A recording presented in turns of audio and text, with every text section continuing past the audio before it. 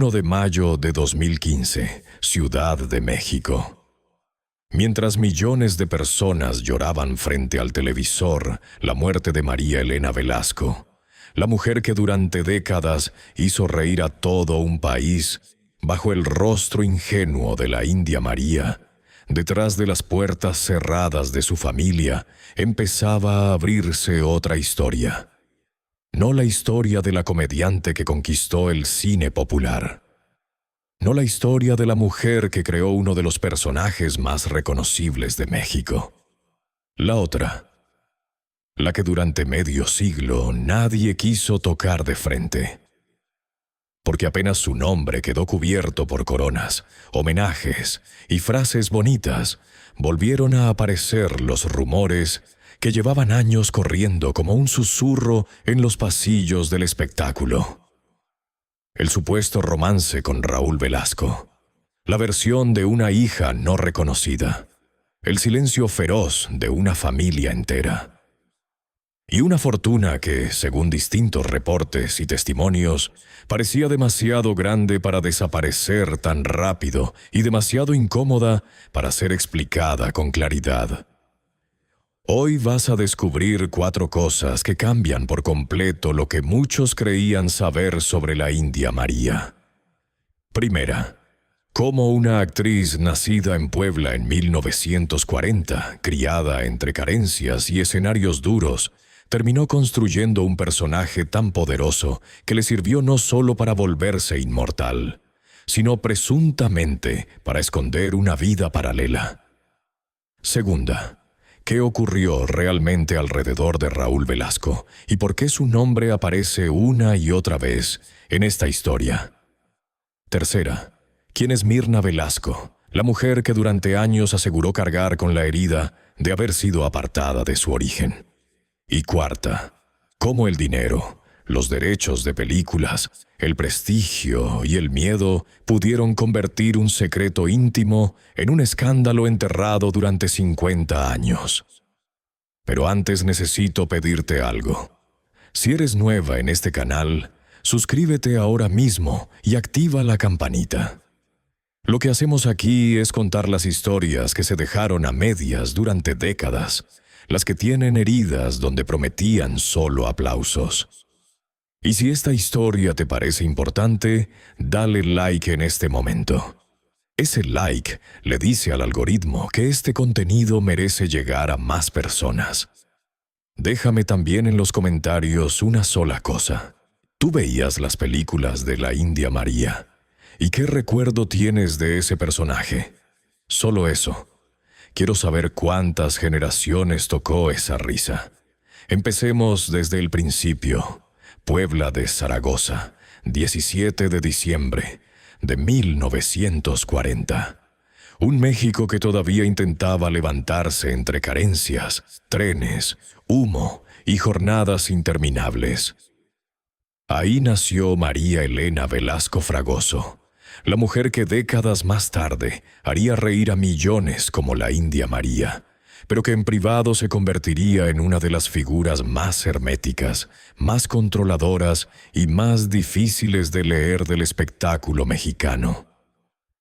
Su padre, Tomás Velasco Saavedra, era mecánico ferrocarrilero, un hombre de oficio duro, de manos cansadas, de esos que sostienen a una familia con pura disciplina y silencio. Cuando él murió, la estabilidad se vino abajo. La familia tuvo que mudarse a Ciudad de México, buscando lo mismo que buscaban miles en aquellos años, una oportunidad para no hundirse. Y en esa ciudad inmensa, caótica, hostil, María Elena aprendió muy pronto una verdad que no iba a olvidar jamás. En el mundo del espectáculo, la ternura no protege a nadie. La debilidad se paga, y quien no construye una máscara termina siendo devorado. Primero fue bailarina en el Teatro Tívoli, después trabajó en el Teatro Blanquita. Lugares llenos de humo, ruido, competencia, ambición y hombres convencidos de que las mujeres solo estaban ahí para adornar el escenario. Pero María Elena no había llegado para adornar nada.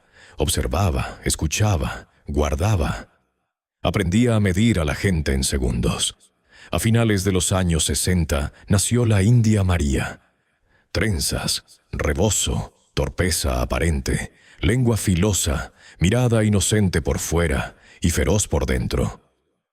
El país la abrazó de inmediato porque México no estaba viendo solo a una comediante. Estaba viendo una caricatura dolorosamente exacta del choque entre los pobres y el sistema, entre lo indígena y lo urbano, entre la inocencia popular y la crueldad moderna. Y María Elena entendió algo que muy pocos artistas entienden a tiempo. Cuando un personaje conecta con la herida de un país, deja de ser personaje y se convierte en poder. Después vino la maquinaria del éxito. Tonta, tonta, pero no tanto en 1972. Películas que llenaban cines, contratos, dinero. Un imperio construido dentro de una industria dominada por hombres, donde casi nadie escribía, dirigía, producía y protagonizaba al mismo tiempo como ella lo hacía. En 1982 ganó la Diosa de Plata. Ya no era solo una actriz popular. Era una fuerza económica, una fábrica de audiencia. Pero aquí viene lo que casi nadie veía. Mientras la India María gritaba, tropezaba y hacía reír en pantalla, María Elena se volvía cada vez más silenciosa fuera de ella. Quienes la trataban hablaban de una mujer culta, seria, reservada, radicalmente distinta a la criatura escandalosa que el público adoraba. No le gustaba hablar de su vida privada. No abría la puerta de su casa emocional.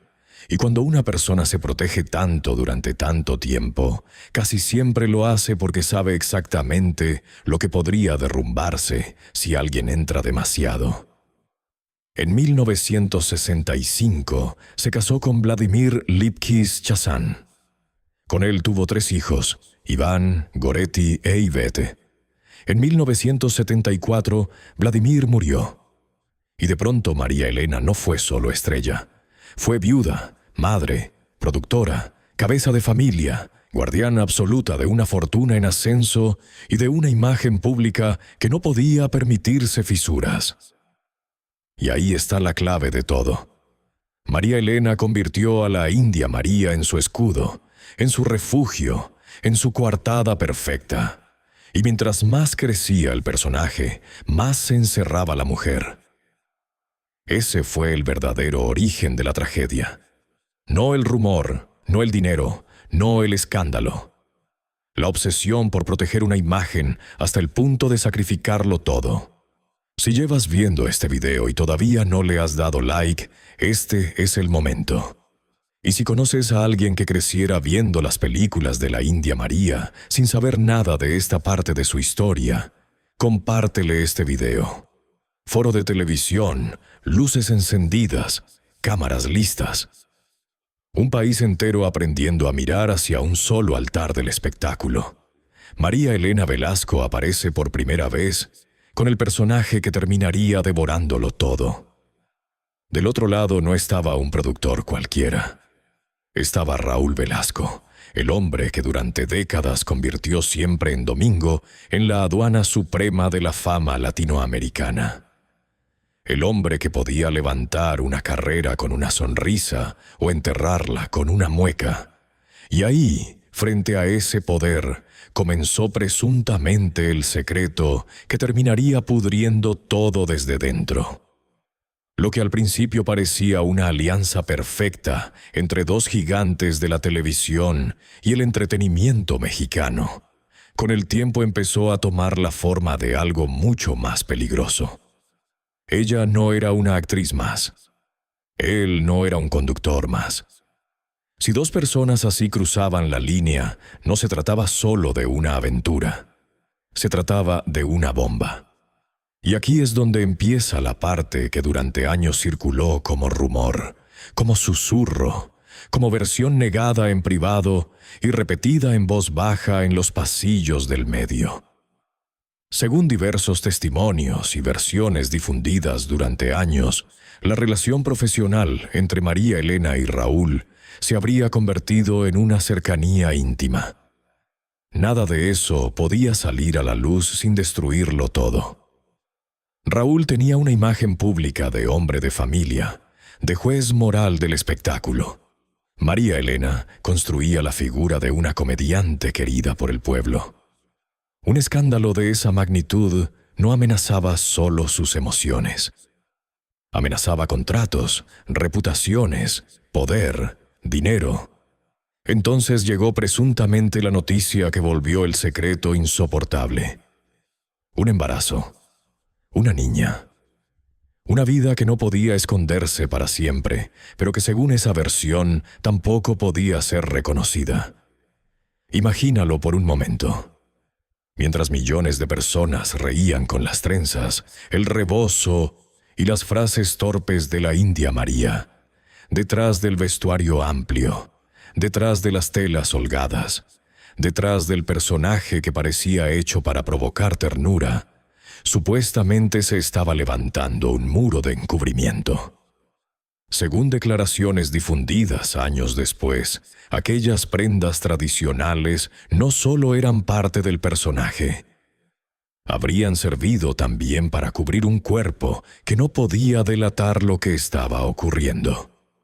Y eso es lo más oscuro de toda esta historia. No la relación, no el escándalo, no el pecado privado. Lo más oscuro es lo que vino después. Porque cuando una persona con miedo al qué dirán y otra con terror a perder poder deciden protegerse, casi siempre alguien más paga la cuenta. Según la versión sostenida por Mirna Velasco durante años, cuando nació fue apartada del centro mismo de la riqueza y del prestigio. No presentada, no abrazada, no reconocida.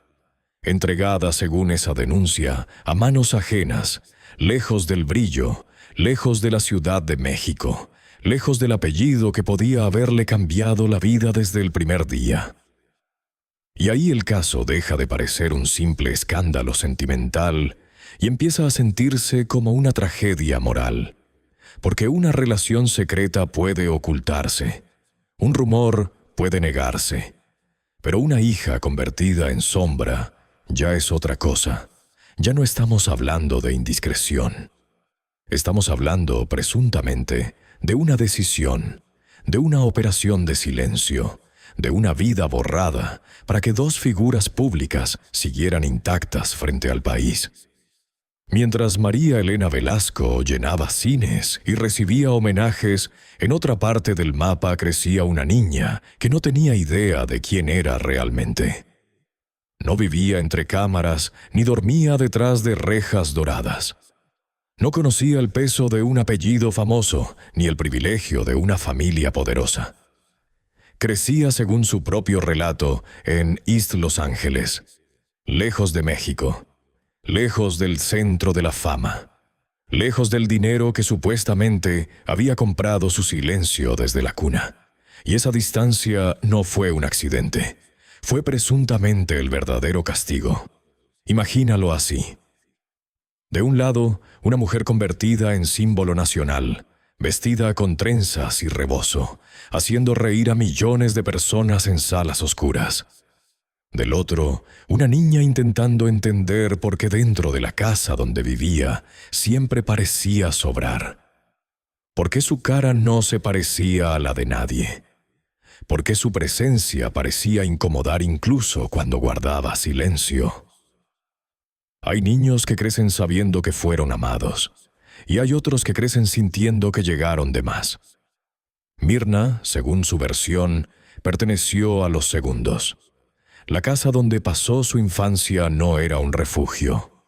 Era un lugar de carencias, de tensión, de afecto administrado con mezquindad.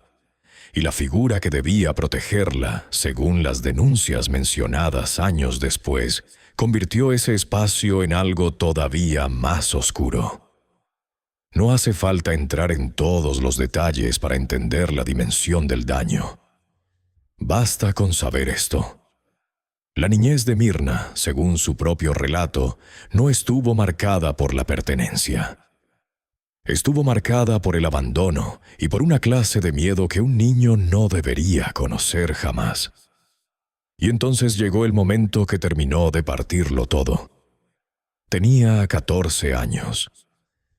A esa edad, la mayoría todavía está tratando de descubrir quién quiere ser. Mirna, según la versión que más tarde haría pública, estaba tratando simplemente de sobrevivir. Cuando finalmente se atrevió a hablar, cuando decidió no callar más, el mundo que conocía se vino abajo.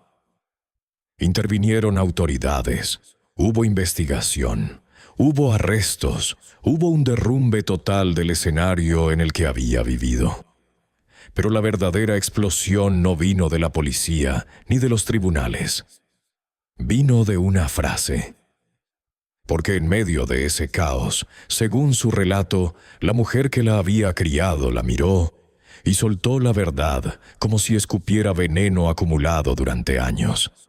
Que no era su hija, que habían recibido dinero para cuidarla, que sus verdaderos padres eran Raúl Velasco y María Elena Velasco, y que ninguno de los dos la había querido jamás.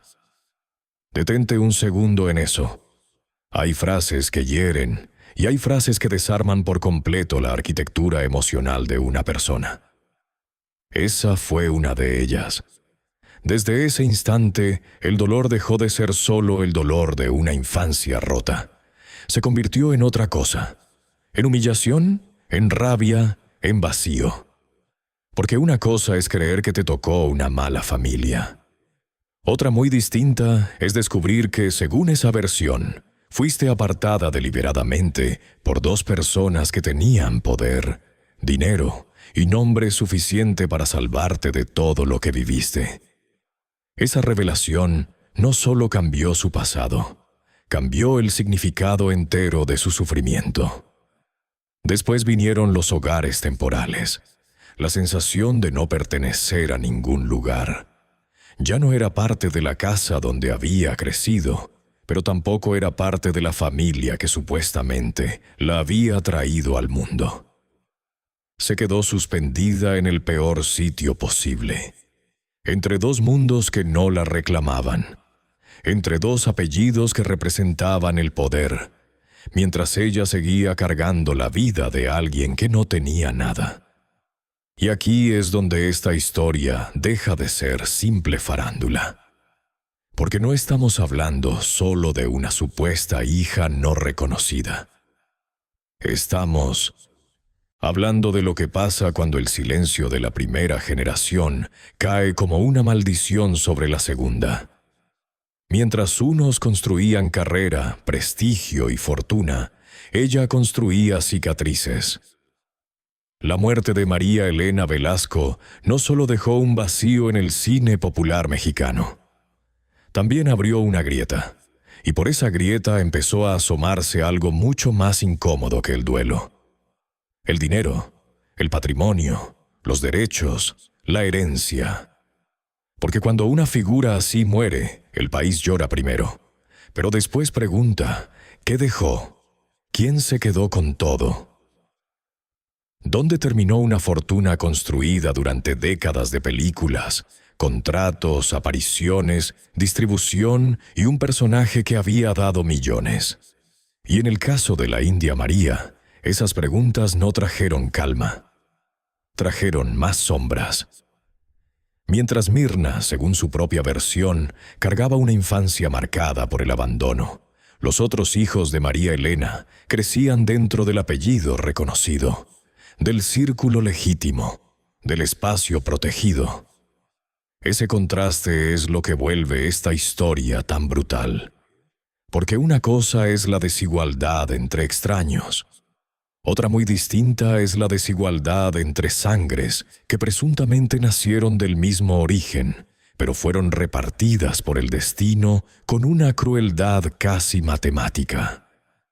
Según declaraciones del propio hijo Iván Lipkiss, María Elena no controlaba plenamente la explotación comercial de varias de las películas que ella misma había levantado con su trabajo.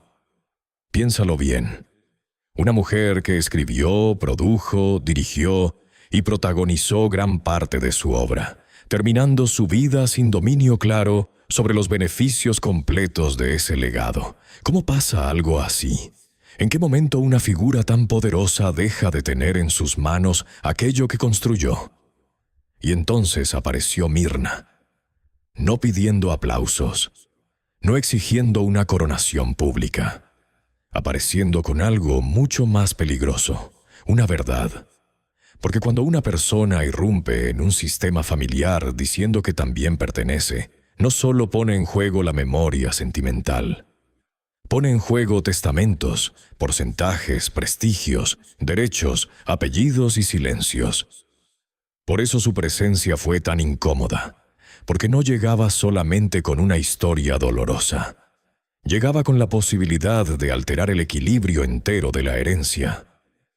La respuesta del entorno fue fría, cautelosa, defensiva. Según distintas versiones, la familia mantuvo un cerco de silencio sobre los bienes, sobre los documentos y sobre cualquier posibilidad de abrir el caso más allá del terreno del rumor. Incluso se mencionó que María Elena habría querido grabar un video para desmentir versiones sobre hijas no reconocidas, pero la enfermedad y la muerte cerraron esa puerta antes de que existiera una respuesta definitiva. Y así quedó todo, en suspensión, sin cierre limpio, sin transparencia total, sin una paz real para nadie.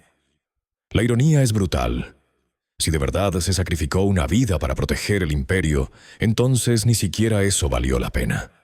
Porque al final no hubo orden, no hubo limpieza, no hubo grandeza.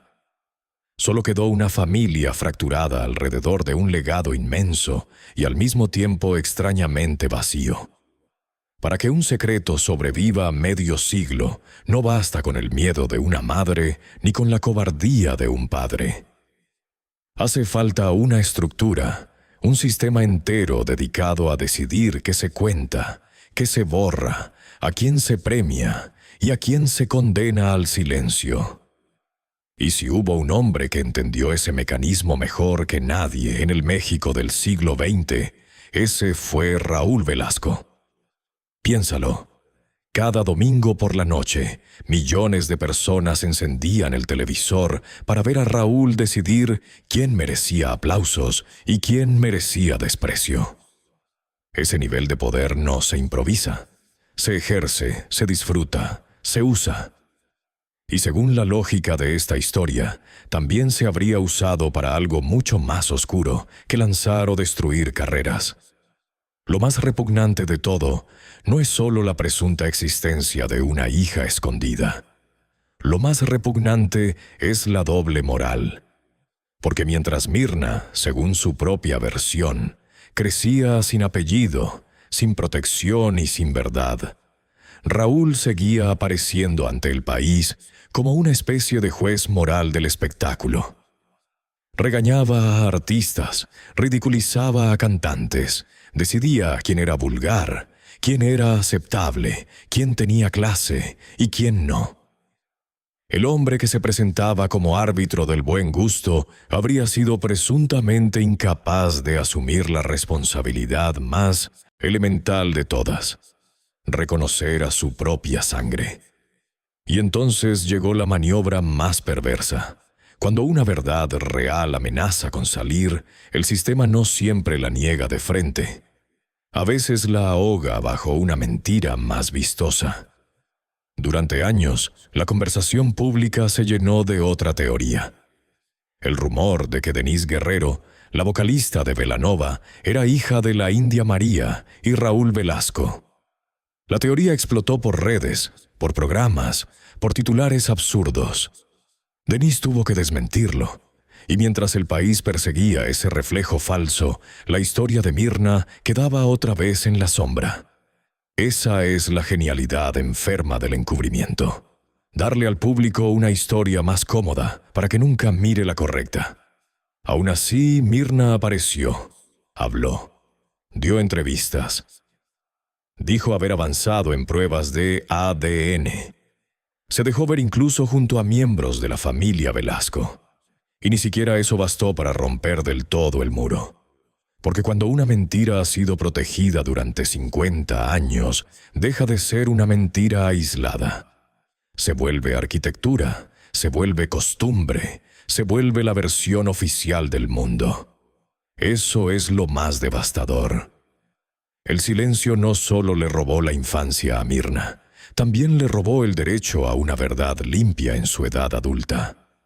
Toda maquinaria de silencio, por poderosa que parezca, termina enfrentándose a una frontera que no puede comprar, ni intimidar, ni manipular.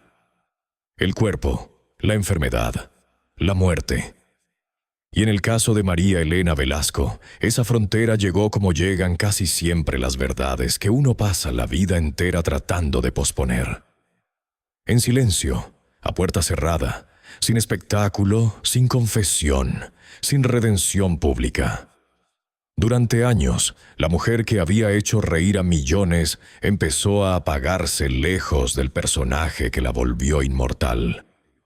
Lo que había era cansancio, dolor, una batalla íntima que, según distintas versiones difundidas en sus últimos años, se fue librando con la misma lógica con la que se había manejado casi todo en su vida privada. Negando, cerrando, resistiendo la verdad hasta el último momento. El 12 de abril de 2015 fue ingresada de emergencia a un hospital del sur de la Ciudad de México. Los médicos intervinieron. Pero cuando un cuerpo lleva demasiado tiempo peleando una guerra en silencio, llega un punto en que ni la medicina puede cambiar el desenlace. Al día siguiente volvió a casa. Y a veces regresar a casa desde un hospital no es una mejoría. A veces es una sentencia pronunciada con delicadeza. El 1 de mayo de 2015, María Elena Velasco murió a los 74 años. El país reaccionó como reaccionan los pueblos cuando cae una figura que formó parte de su memoria emocional. Con tristeza genuina, con homenajes, con esa mezcla de dolor y agradecimiento que se reserva para los rostros que acompañaron generaciones enteras. Pero detrás de ese duelo colectivo había otra escena mucho menos luminosa. Una familia cuidando el relato, un pasado sin resolver, un silencio que ni siquiera la muerte logró ordenar del todo. No hubo cierre limpio. No hubo esa sensación de verdad final que a veces la muerte concede. Al contrario, su partida pareció volver más pesadas todas las preguntas. ¿Qué sabía realmente cada uno? ¿Qué quiso negar hasta el final? ¿Cuánto de lo que se protegió durante décadas murió con ella? ¿Y cuánto siguió vivo en los otros? Porque cuando la persona central desaparece, el secreto no desaparece con ella. Cambia de manos. María Elena había creado uno de los personajes más queridos del cine mexicano. Una mujer capaz de convertir la torpeza en dignidad y la risa en resistencia. Pero la mujer detrás del personaje no encontró un final claro. Encontró algo mucho más oscuro. Un cierre rodeado de huecos, de versiones enfrentadas, de afectos heridos y de una verdad que seguía incompleta, incluso frente al ataúd. Han pasado más de 50 años desde que comenzó esta historia. Medio siglo de silencios, de versiones cruzadas, de nombres pronunciados a medias, de familias enteras viviendo bajo el peso de una verdad que nadie quiso mirar de frente. Y cuando una historia sobrevive tanto tiempo escondida, deja de ser un simple rumor de espectáculos. Se convierte en una herida heredada, en una sombra que cambia la vida de todos los que la tocan, incluso de los que nacieron mucho después. La única persona que parecía destinada a quedar destruida para siempre era también la única capaz de romper el ciclo. Mirna Velasco, la niña apartada, la mujer obligada a crecer sin un lugar claro en el mundo, fue ella quien decidió mirar de frente la parte más dolorosa del pasado. No buscando aplausos, no reclamando un trono, no exigiendo el botín de una fortuna discutida. Peleando por algo más raro, más íntimo y más difícil de conseguir que cualquier herencia. El derecho a saber de dónde viene. El derecho a no seguir viviendo como una nota al pie en la historia de otros. Hay una ironía brutal en eso. Según las versiones que alimentan esta historia, se habría destruido una vida para proteger una imagen. Se habría sacrificado una infancia para conservar una carrera. Se habría levantado un muro de silencio para que el país siguiera amando a sus ídolos sin hacer preguntas incómodas. Y al final, lo único que de verdad siguió en pie no fue la mentira. Fue la necesidad de verdad. La fama puede comprar protección, puede comprar abogados, puede comprar titulares suaves, homenajes, omisiones, versiones convenientes. Pero no puede comprar paz verdadera. No puede reconstruir una infancia. No puede devolver los años perdidos. No puede reemplazar un abrazo que nunca llegó. Al final, el legado real de una persona no está en los aplausos que recibió, ni en los millones que generó. Está en lo que dejó dentro de su propia casa. La India María hizo reír a un país entero. Eso nadie se lo va a quitar. Pero detrás de esa risa, según esta historia, quedó otra cosa mucho más difícil de olvidar. El precio humano de convertir la imagen en una religión. Y quizá por eso el único gesto de redención posible ya no pertenece a los ídolos. Pertenece a la hija que se negó a seguir viviendo enterrada. Si esta historia te hizo pensar en algo, si te hizo ver de otra manera a alguien a quien creías conocer del todo, déjame en los comentarios una sola cosa. ¿Tú veías las películas de la India María? ¿Y qué recuerdo tienes de ese personaje después de conocer todo esto? Suscríbete si todavía no lo has hecho. Comparte este video con alguien que ame el cine mexicano y que merezca conocer esta historia completa, no solo la versión que los homenajes oficiales repitieron durante décadas. La próxima semana traemos otra historia que el tiempo y el poder prefirieron mantener enterrada. Otro nombre, otra verdad, otro precio que alguien pagó en silencio. Nos vemos ahí.